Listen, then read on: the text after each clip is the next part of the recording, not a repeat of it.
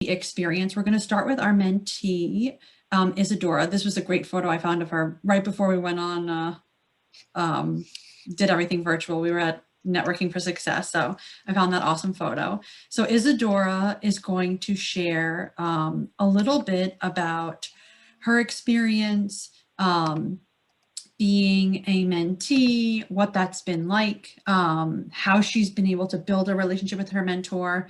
She's a sophomore, so this is her first year in the debate program, but feel free to ask her questions. I might ask a couple questions throughout just to get some more info from her. But Isadora, I'm going to pass it on to you. Good evening. My name is Isadora De Silva. I'm 16 years old. I'm a sophomore at Mother Seton Regional High School, and I also participate at the NJ Elite program. I first met my mentor around this time, but last year, if I'm not mistaken, I think it was during quarantine at the very beginning, and I thought it was going to be, a little off. However, both my mentor and I were able to kick off in a good start. My mentor asked me many different questions, such as what are my favorite hobbies? She also asked me if I had any other siblings, and if I did, which I do, am I the youngest or the oldest? She also asked me if I had any pets and what are my interests in school, and she asked me many other questions. A few connections that both me and my mentor had was that I am interested in learning the language French, and I practice it in school, and my mentor is fluent in French, and also she travels around the world before the pandemic, of course, and I also hope to travel around the world when I get older. And we both communicate through FaceTime. We also call each other, and we also email, or we have to send each other messages. We don't usually use Zoom because from my end, I'm not sure why, but sometimes Zoom doesn't cooperate with me, so I have to use my phone. But she's very understanding and she's very supportive. And some obstacles that we face is sometimes there's a lot of background noise, or sometimes there's a distraction and I have to handle something. However, my mentor is very patient and she's very supportive, and so she understands me. And another obstacle that I have is, as I said before, sometimes my internet isn't really good. So my mentor, again, she also understands me. And also sometimes our schedules can get hectic. So sometimes we have to reschedule, and we both reschedule, and we usually meet each other 3 times or 2 to 3 times, depending on the depending per debate cycle. And I'm really thankful for my mentor because she's very supportive and she's very kind-hearted. And if it wasn't for my mentor, then I don't know, like sometimes, like right now, like if you want me to be honest, I'm very nervous. I get really shy when it comes to public speaking. However, my mentor is always supportive and she's always by my side. And she tells me that as long as I did my best, everything will be fine. And she tells me just to breathe and to stay calm, and that everything will go well as long as I did my best. And this year, some of the debate cases that we went over were involving the First, Sixth, and also the Fourth Amendment. Right now, for the Debater of the Year, we're going over the First Amendment, and I'm a petitioner, and I'm trying to prove how the case wasn't nearly tailored, and also how there was no content neutrality, and how there was no government substantial interest, that it was lacked on the case. And also another case that we went over was for the Sixth Amendment, and I was having a little bit of a hard time on it. And so my mentor, she was really kind-hearted, and she broke down the case for me. And if I have any questions, my mentor is always there to always help me with any questions. Thank you. Thank you so much, Isadora. That was amazing. You did not seem nervous at all. So you're getting some good props. So I think, Mr. Feinstein, do you have a question that you want her to answer? But I think she did a great job sharing. And if people have questions, feel free to ask, because it's always nice to get the mentee perspective.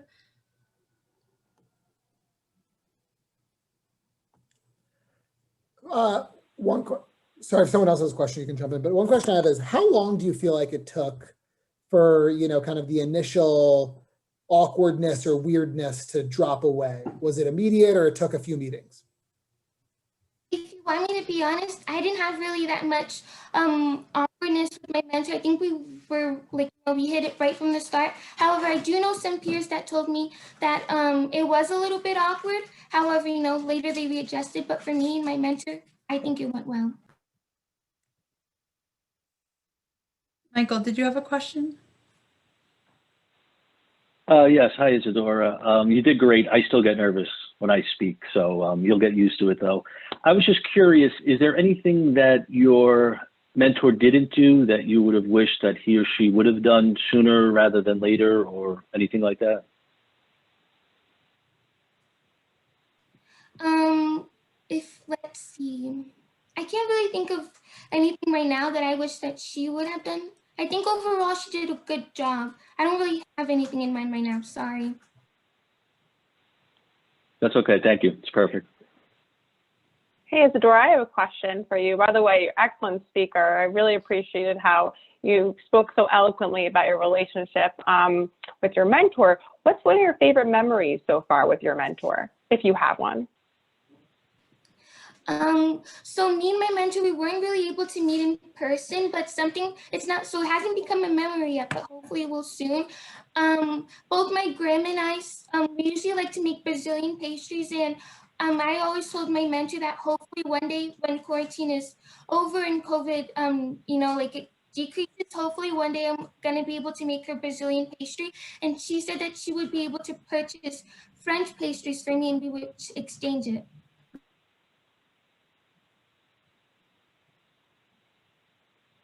That's really thoughtful. I don't know if I was on mute. That's really thoughtful. I really love that. Thank you. You're going to have to bring all of these pastries to the debate.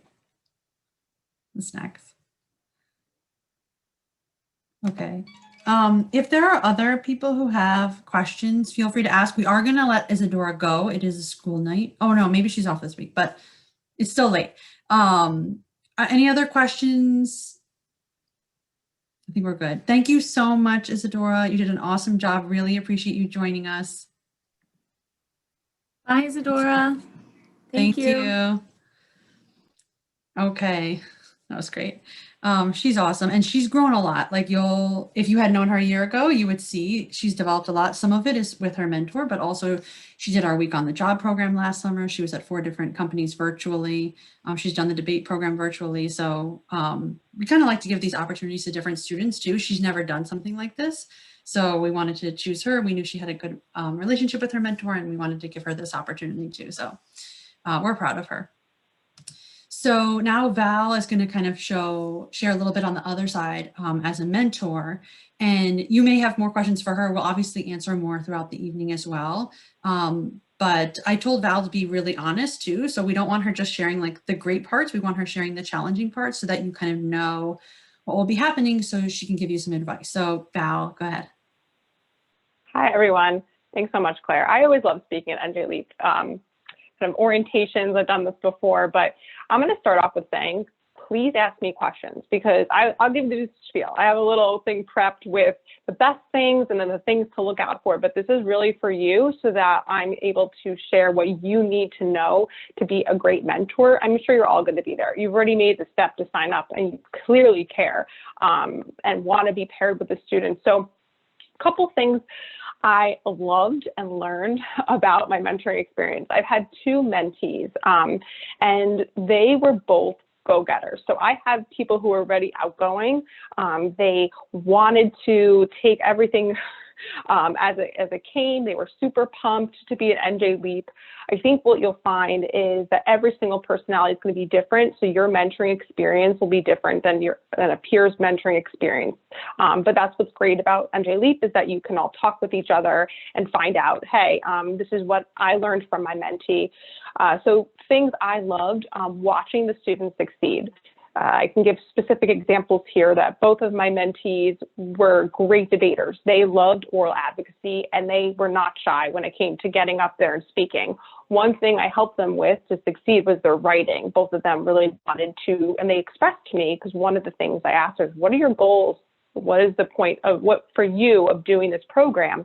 And so kind of asking from the outset, what they want to get out of this mentoring experience will help them also define, because some are okay with just showing up, and then others really want to engage. So getting all your students to engage is going to be the key, and seeing how they will do it. I also felt like in the beginning, I tried just connecting on a personal level, finding out about what the mentee really liked, things like shows, right? You guys all talk about that. They're kids.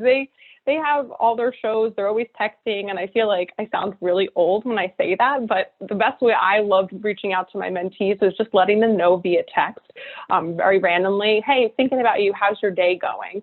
I know that might seem weird for some people because you probably are more interested in a professional type of setting, but these kids want to kind of hear that you're supporting them. You don't always get a response back. So I would sometimes text, and then it would be like a couple weeks before I heard a text back.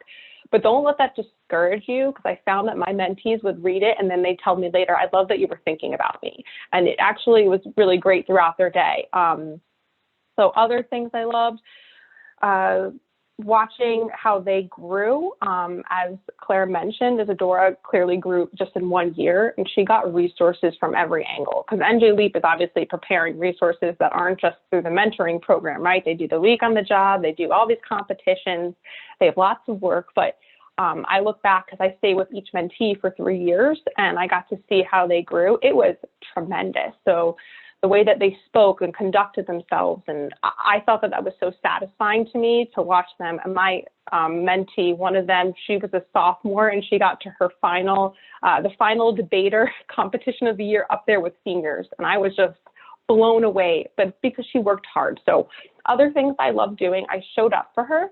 I think that's the key here is when you make an appointment, they might cancel on you, but if you try your absolute best not to cancel, and I know that's so hard. I know that's hard. We all have things going on. We have cases, families, but I always tried doing my best to even give a half hour. And I think that's easier even now that we have Zoom. You can pop on. It's not tough. I think that's what made such a difference for me and my mentees. Their name was Joe Elise and Nakaya, and they both loved it. They did cancel a bunch. So being patient is going to be key here. They have their own family stuff going on. I think one of the challenges is that I forgot sometimes, like kids get very stressed. The pressure on them at school, especially my mentees, they had so much going on. One, they had to take care of siblings. One was always taking care of her younger brother. In fact, he would come a lot to our hangouts, the younger brother, and I was okay with that. So it just depends on the relationship that you're going to have with your mentee and being pretty clear from the outset, like what needs to go on.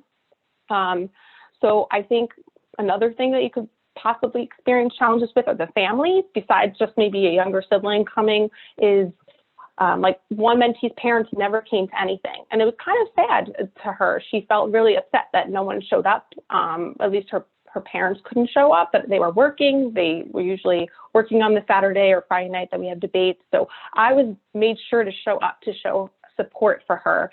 So those are some of the minor things. And I think the stress, again, is huge. So a lot of these students, besides NJ Leap, do massive amount of extracurriculars, and they feel very pressured. College is definitely something that is talked about a lot for these kids. And so and that's great because they have all this support, but I think they sometimes just want to have fun. So I always made sure to hang out with my mentees, not just to talk about constitutional law debate, but once in a while, maybe like once every 3 months, I would say, hey, you want to go out to eat? And we just go hang out and we'd go out to eat or do something fun. That's not required. You definitely can take that extra step and go above and beyond. But I found that that's actually what made the most rewarding experience for me as a mentor, was that private, like special one-on-one time that wasn't just talking about everything school related, but instead talking about dreams and fun things they did, their friends, that sort of stuff. Other things. Yeah, those are the main things. I would say that overall, I guess my favorite memory, and you'll all find and develop one, that's why I loved asking it to Isadora, but also Claire mentioned that that's something, or Julia mentioned something to ask, because I feel like when I reflect back, some of my favorite memories, when you go to the gala, if you've ever been and you've seen those seniors standing up on the stage and they hold up their t-shirts from where they're going to college, it's the best thing. I had it happen for both of my mentees, where they went and they get so excited that they graduate or they're graduating and they're getting into college, and you can see they're thrilled because they worked so hard to get there. And I loved watching and being a part of that celebration. That's my mentoring experience. Please ask questions. This is really, I will tell you anything and everything you want to know if you have any. Otherwise, I'm sure Claire and Matt can give you my contact info, and I'm happy to follow up if you have any others. Thank you, Val. Yes, if anyone has questions, feel free to ask, and we can certainly share Val's contact info after.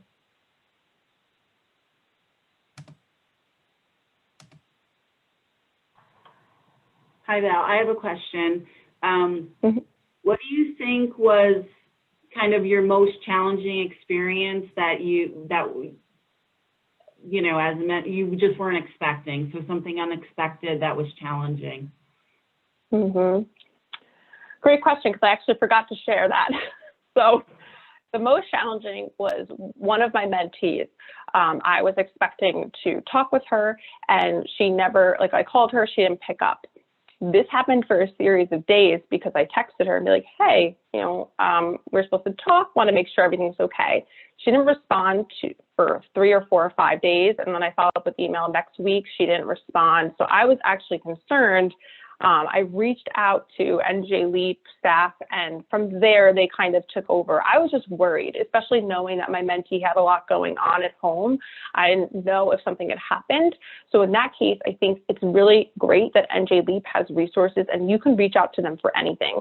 A lot of your students could have very, very difficult issues. I mean, you don't know, mental state, they have people on staff to help deal with that. So I reached out, and thankfully my mentee was okay, but even they had trouble getting in touch with her a little bit, but it was eventually resolved. So just be prepared, and you're not alone. So definitely Claire and Matt are really right there for you, and they respond all the time. You'll be okay. Yeah, and that's a really good question too. And I think one of the things I try to make sure to say, and I'll say it later, I'm sure, is, you're not telling on your mentee if you reach out to us and say, I haven't heard from them. We may have to go to them and say, Val mentioned she hasn't heard from you in a couple of weeks. Everything okay? But it's part of this program is teaching our students to learn how to be mentored and to work really well with a mentor and to work with professionals. And if they have a mentor in college, like mentor in college is probably not going to give them a second chance necessarily if they keep blowing them off. And so we really want to help our students learn that skill. The other side of it is we have, 220 students this summer. Our team does a really good job. They're very involved, but we're not going to know everything that's going on with every student every day. And if you think something's wrong or you're worried, always share that with us, because we'll check in with the student. Because we don't want, you're just another positive role model who can kind of give us some info of this is going on. They seem not happy. They seem like they're not understanding, and we can check in with them.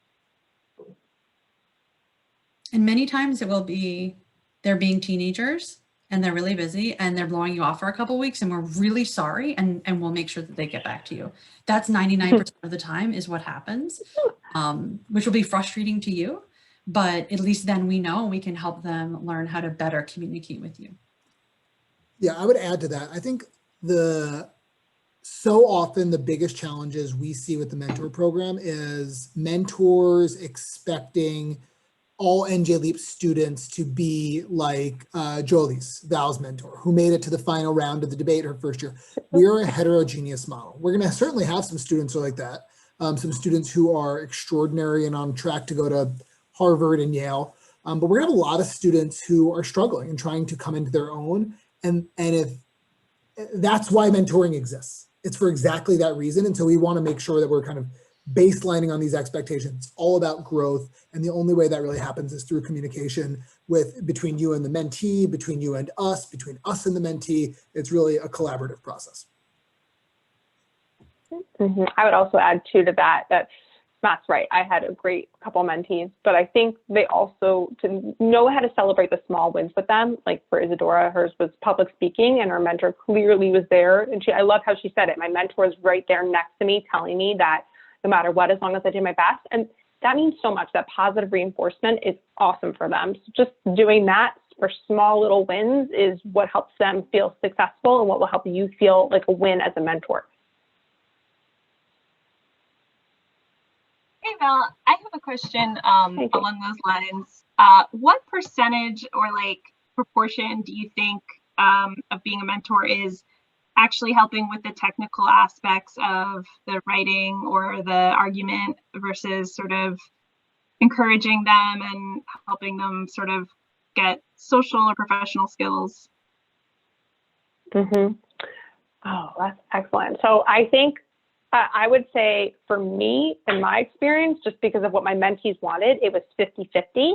the 50% because they really did want to learn how to be better writers and orators. So we did spend significant portions of our time together kind of working through, and you have to be very careful not to rewrite things. You just make suggestions in their briefs because, you know, we're all at that point where we really know how to probably write in a beautiful way, but they need to learn.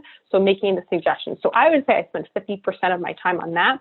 But the other 50%, I did do fun things, but then also you're right in terms of the other skill sets. Like I would encourage them, what does it look like for you in the job, on the week on the job stuff, and what things do you want to get out? Are you following up with this so-and-so person? Do you have a list of, you know, those sort of soft skills? NJ Leap helps with those tremendously. They go over things in class all the time with proper work etiquette, things like that. But I think also being there to encourage. So I did that a good amount of time too. And I still, so just so you know, I check in. They're both in college and one graduated. So checking in, especially with Jo Elise, I call her, we talk still, and she's a sophomore and I love hearing how she's doing. So you realize if you form that bond, it doesn't always happen, but I love hearing that the things we talked about when she was a sophomore in high school are still applicable as a sophomore in college, and she is doing well with getting jobs and things like that. So I hope that answers it. It's going to look different depending on the student. So I think if some students want the small wins in terms of, I just need help with this one thing and that's all I really care about, or I'm in NJ Leap just because my parents may have wanted me to do it, they might need more encouragement, and doing the other type of skill sets might be helpful. You have to feel that part out.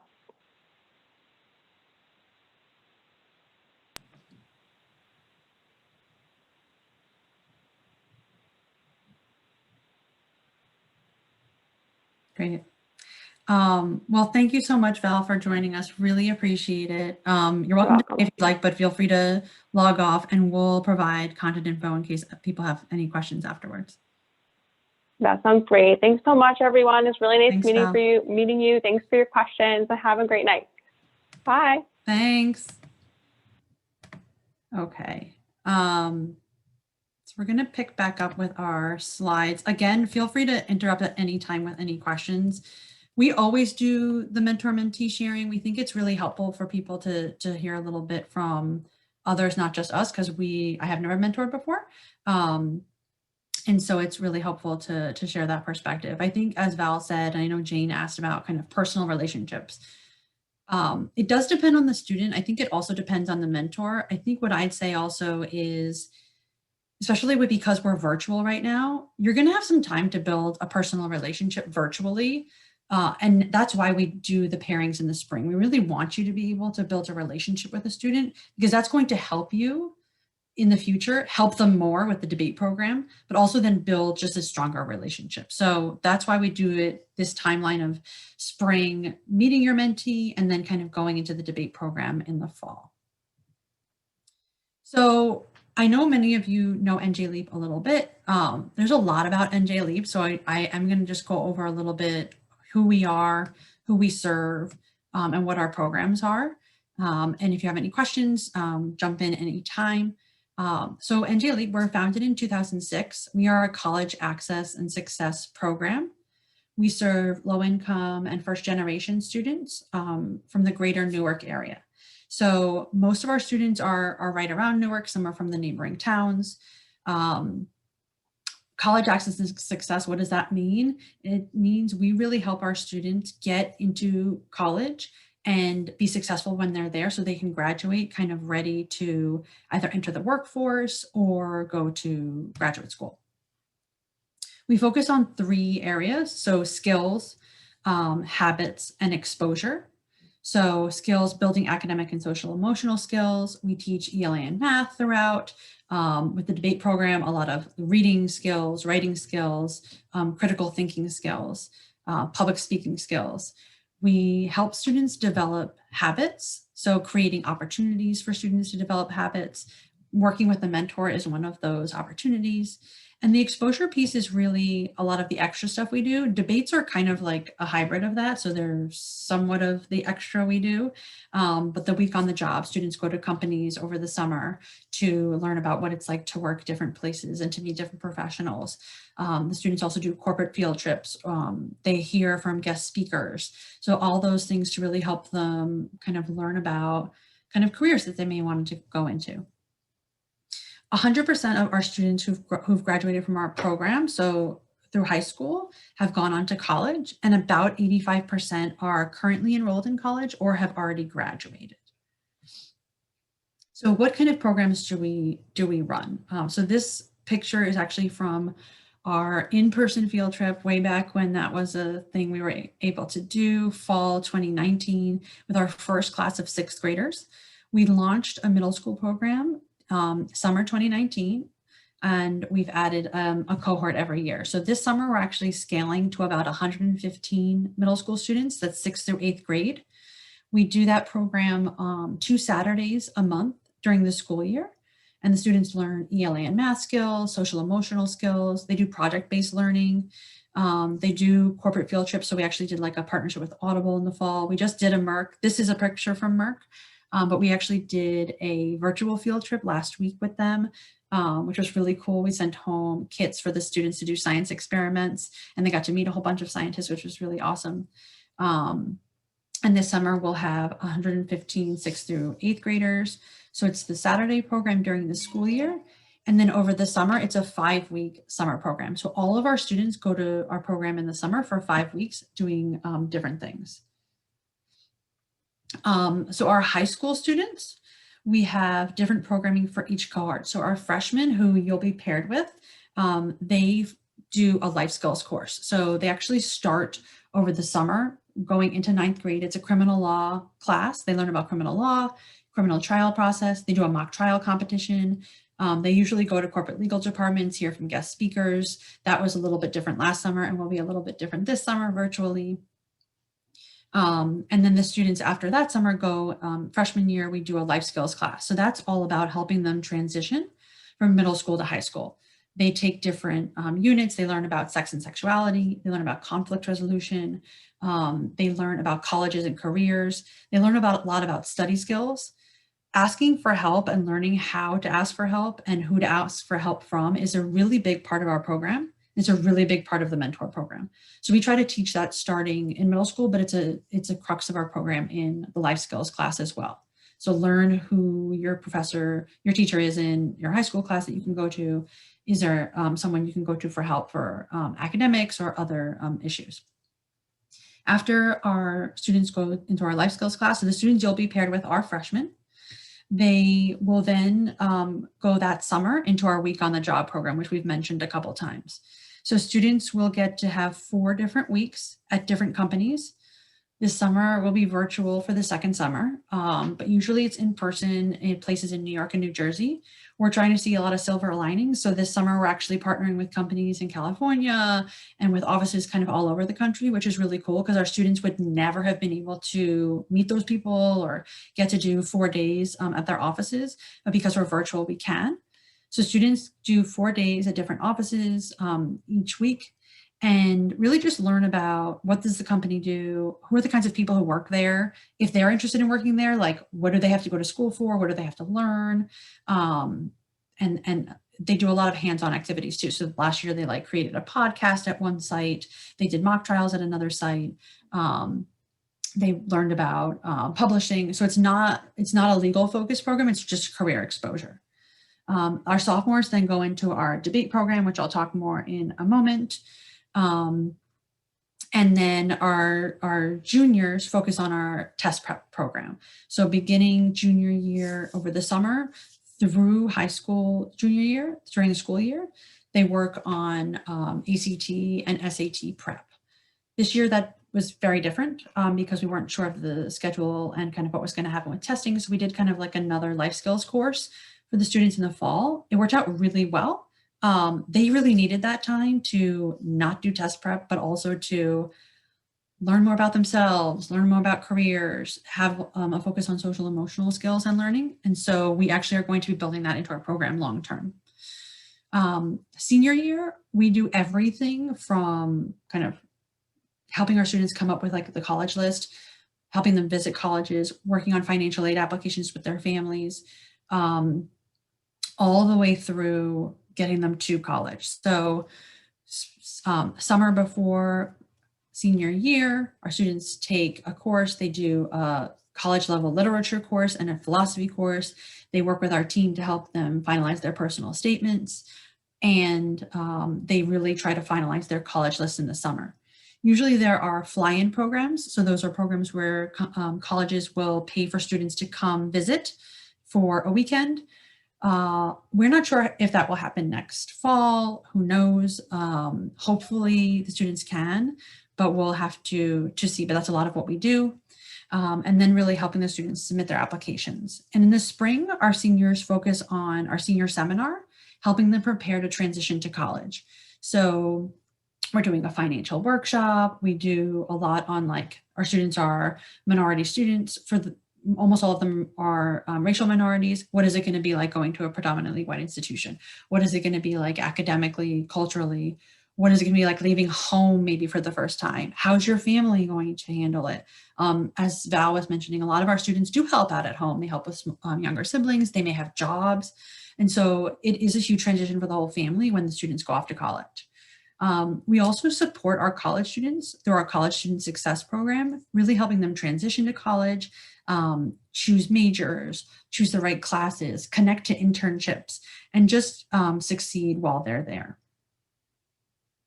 And as I mentioned, As I mentioned, we kind of go all in. So Sergio Sayas is our Dean of Student and Family Affairs. He knows all of our students. He knows all of our parents. We are a family. That's kind of like who we are. And so we really get to know our students and our families really, really well. That's been how we've been successful, is getting to know kind of our people and them feeling like they can trust us and work with us kind of as they grow. Again, any questions, feel free to jump in. So with the debate program, and I know many of you have already heard this before, but we really like to say a lot of this information so it's clear. So beginning sophomore year in high school, all of our students participate in our debate program. There's 3 cycles of debate competitions on different constitutional law issues. For each cycle, students have to prepare a 10-page brief, and then they have to present a 5-minute oral argument in front of a panel of judges at our debates. So usually we have 2 debates on Friday evenings at Seton Hall Law School, and then our Debater of the Year competition is on a Saturday in the morning at Seton Hall Law School. This year, obviously, is really different. We are having everything virtually. We really do hope to be back in person in the fall. We're not sure what that will look like for our students. We're not sure what that will look like for you, and we're very conscious of that, and we're thinking about that very thoughtfully now. We also don't know what it'll look like for space. Many colleges and universities are being super, super careful about space, as are many office buildings. And so even if we wanted to do an in-person debate or event, we may not have the space to do so. We do have our own office space, but it doesn't, it's not enough space for everyone. So in terms of the actual debate cycles, there are 3 debate cycles. Each debate is scored out of 32 points. 12 of the points are for preparation. 20 are for actual performance at the debate. So if the students do nothing to prepare, if they don't submit their brief, if they don't meet with their mentors, it's very difficult for them to actually win, even if they kind of knock it out of the park on the day of the debate. I'm not going to read everything that's on here. You can see all of this will also be in our mentor handbook that we'll hand out later this spring. But the key here for you is mentor receipts. So students don't get points for meeting with you. They actually have to tell us that they met with you. You'd think that would be an easy part, especially all of the people in here are attorneys. This is very often a sticking point. So our students have to meet with you 2 times per debate cycle. So it comes out about once a month. They have to email our team saying, I met with my mentor, this date, we talked about the debate material. That's all. They can CC their mentor. Many students don't do this, so we always try to encourage mentors to help their student remember to do it. You are required to meet 2 times per debate cycle. That is not a maximum, that is a minimum. So as Val was saying, like you could, and this is future when we're back in person, you can meet for a cup of coffee, you could have lunch, you could meet at your office, you could meet at our office. You have to have at least 2 meetings that talk about the debate material each debate cycle. Once you meet the 2 times, your student doesn't still have to tell us every time you meet. It's just those 2 times. So what is your role? Your role is helping students understand the material. It's really challenging material. We know that. We're not expecting our students to kind of understand everything, that easily. It's supposed to be a challenge for them. But understanding the case law and some readings, helping them develop their arguments, helping them a little bit with the preparation of briefs, like Val said, and how I've said before too, we don't want mentors just like rewriting the briefs. The briefs are meant to help the student learn the material and learn how to be better writers. So we really want you to go slow and help them overall shape their brief, but not really edit it. Helping them refine and practice their oral argument, and helping them prepare to answer questions at the debate. We'll send out all these materials at the beginning of each cycle. At the beginning of the year, you actually get a whole debate manual with all the cases. But at the beginning of each cycle, you'll get a memo with all the dates that are for due dates. We have a bench memo. We have sample questions for the judges. We have brief worksheets. We've got a lot that we do internally that we share. And then if you are looking for something, we may also have it. You can always ask us. We ask mentors to attend all debates whenever possible. And we do ask you to sit on the panel of judges. We do that because we need at least 3 judges in each debate room. And we get a lot of guest judges. Many of you have judged, which is great, but we don't usually get enough to do 3 per room. What are you committing to? So you're committing to abiding by our policy on minors. I'm going to talk about this a little bit more later, what exactly that means. Minimum of once a month contact. Once we're back in person, face-to-face is preferred. Right now we are fully virtual. Just keeping in touch throughout the year as well. And really communication with your student and with us. Students also agree to do those things. We really try to make sure they understand that mentorship is a 2-way street, that they need to understand you're really busy and that to respect your time as much as possible. So some tips and best practices. This one, I don't think anyone does, but I really hope that some of you will. Try to schedule your next meeting while you're together. So at the end of your session, say, what does your schedule look like on Tuesday in a few weeks or Thursday? And really just like, even if you just put in like a tentative date, it really is helpful because scheduling, I think on both the mentor and the mentee side is often challenging. You're really busy. The students are really busy too. They're young, so they're not used to like scheduling really far in advance. Some of our students are great at it. I asked Isadora like 3 weeks ago if she could do this, and she didn't really need any of my reminders or emails. Like she knew, she had it on her calendar, she was ready. Some of our students will need a little bit more help with that. Try to stay positive and don't take things personally. So that really means like if a student isn't, your mentee is not getting back to you, or if you feel like you didn't click in your meeting, just like know that like this is part of the process and you're making an impact just by being their mentor. So, and we tell the students this too. Some mentors are going to be like the best friend of their mentee. They just are. They're going to click right away. It's just going to go from there. It's going to be amazing. Some will get there and will get to be really close, but it'll take a little bit of time.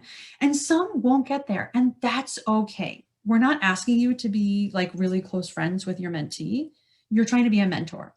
So we want you to have a long-term relationship with them. We want you to be supportive and, be really like their cheerleader while also helping with this. But we don't necessarily expect you to see them every week and be their best friend. We also are asking you to be flexible. So with your schedule, but also, just be clear about what you're able to do with your schedule and what you're not. As long as you're clear, they'll get it. And then you can also be really clear with us. Lost my mouse for a second. So some resources. We always have on our website, we have a website that's not linked on our main page, but we send it out to the mentors. I send a weekly email to mentors. I put this link in every week. So this will be your hub for kind of everything you need for the mentor program. We'll have this recording. We'll have the mentor orientation packet. We'll have the mentor handbook, which is being finalized this spring. We'll have the debate manual, which the students get. That's all the cases, a lot of the class material. You'll also be able to see there all upcoming dates, the worksheets we'll be using, all that kind of stuff. I will be your main contact for the debate program. So really, if you have a question and you're not sure who to reach out to, just reach out to me. I am not an attorney. My parents are both attorneys, so I pretend that like I know a little bit about law. I don't. So if you have a question relating to the material, you can always send it to me, or you can send it to Amanda Travers and CC me. She's our legal education manager. So our students actually take a class. The sophomores go to class 2 days a week. They learn about the material. They get taught by Amanda, and we have a Jesuit volunteer service member who is a legal education coordinator. And they teach the class, and they're there for office hours. They provide all the materials, and they're there for students to ask for help. The juniors also take do the debates, but they don't take the course, but they get the materials and they're asked to work with their mentors, and they can go to office hours as well. So if you have any substantive questions about the material, you can always ask me and I'll forward it on to our team. Upcoming important dates. So everyone should have in their calendar that we have the mentor meet and greet. We have 2 days because some of you have Tuesday students and some of you have Wednesday. I did send out an email. You should have gotten it, and let me know if you need to switch your day. If you've already let me know, then I will be in touch with your mentee and I'll let you know. That'll just be like a get to know you. You'll be in a breakout room just with your mentee, and you will get to kind of just go through a series of get to know you questions that we have. So it's a little scripted, but you can just have a regular conversation. In that meeting, we also ask you to kind of go through your communication, like likes and dislikes. So like, do you want to be texted? Do you want to share your cell phone number? Do you want to email? When do you like to meet? How far in advance do you want to schedule your meetings? Those are really important things to kind of go through in that meeting. So we leave some time and we actually have a worksheet for you to fill out. So I want to pause while I'm here because I wanted to make one note. Your students are mostly all freshmen. I believe on this call, everyone for the most part is getting a freshman. Some of our students are actually non-binary. So that means they don't identify as female or male.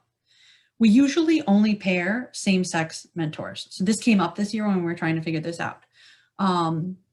I believe for the students who are pairing who are non-binary, because there's actually, I believe, 2 or 3, I believe we paired them with a male-female duo. I'm not sure, but they're open about it. So we're not going to necessarily tell you that the student is non-binary. If you see that in their screen name, it says they, them, they likely are non-binary. You know, I think we want students to build a relationship with you, so they may not bring it up right away. You definitely shouldn't push it, but we just wanted to mention that there are some students who are non-binary, and we just wanted to flag that for you. And if you have any questions about that, feel free to ask. So that's coming up for the mentor-mentee meet and greet. Our final debate of the year is Saturday, May 8th. It's at 10 a.m. on Zoom. So I encourage you to attend. We'd love you to guest judge. You can still kind of get a sense of what it's like as a guest judge. But at the very least, you should try to attend. So just email me, let me know if you'd like to attend. And if you'd like to be a guest judge, that's fantastic. It'll be good just to kind of get a sense of what the material is like and what the debates are like.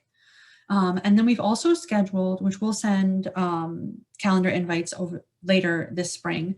We've scheduled 2 virtual mentor-mentee get-togethers. So this year, we did this last summer, and actually this year, we piloted doing NJ Leap mentor-mentee events, which I believe was really helpful for the students and the mentors. So it used to be, you know, you kind of were on your own with your 2 meetings, you had to schedule them.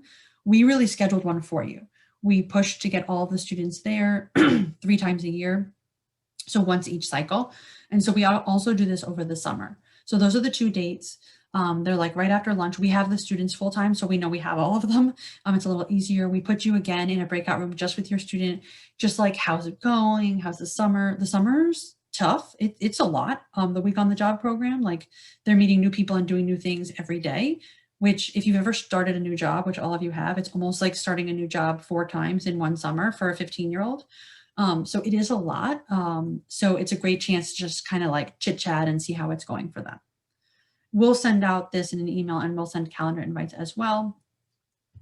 And I said I would mention this, so I'm circling back. So we did mention this a little bit in our mentor calls. I know we had, oh, I skipped by accident. Okay, back. We have a lot of new policies on our work with minors. So we've worked really closely with our board, our managing director of operations, Megan Howard Novak. We've finalized a lot of new policies that protect our students, but they also protect you. You're all lawyers. I'm sure you completely understand all of this. So because there are new policies, we have a background check process. We pay for the background check. We will be initiating that process in a couple weeks. So what I'm going to do is I'll send you an email next week with kind of, here are the next steps. Here's what's coming up. You will then get an email directly from Megan with a link to fill out. It should be a less than 5-minute information to fill out online. You just need to fill it out to be able for us to process the background check. We won't be able to have you work alone with your mentee until you've completed the background check. We also have additional mandatory trainings. So these are new. We know it's a lot. We're going to offer many dates so that we can accommodate people's schedules, but these are mandatory to participate in the program. So we have a training on student safety policies. So these are about like, what are our policies? Val mentioned a little bit like your student may have mental health issues. So there's going to be trainings on like what to look out for, what are our policies, what are New Jersey state policies, what do you do in these situations? So they're really critical. We're going to have these. There's 3 dates. I should have put the time on. I have that somewhere else. I will email it to you. I'm going to email you a Google form. You can just fill it out and say which date you are able to attend. We tried to pick, I think one of them is a Saturday, and then there's 2 evenings. So we tried to pick it so it would work with your schedule. As Matt mentioned at the beginning, we also have a renewed focus on being an anti-racist organization. And we know that part of that is helping our mentors learn about that from our perspective, but also in terms of being a mentor. So there will be a mandatory training on anti-racism in the fall. We'll share those dates. Again, we hope to have multiple dates for all of these because they are mandatory. They're on Zoom 2 hours. We also are going to have a final training on kind of trauma-informed work. We did this as a staff. I work really closely with the students, but I'm not an educator. I'm not a teacher. And so it was a little different for me, and I'm sure it will be similar for all of you. You're not direct service people, but it's really helpful to have a trauma-informed lens when you work with students. So that will be in the fall as well. So that's the end of like the formal part. I know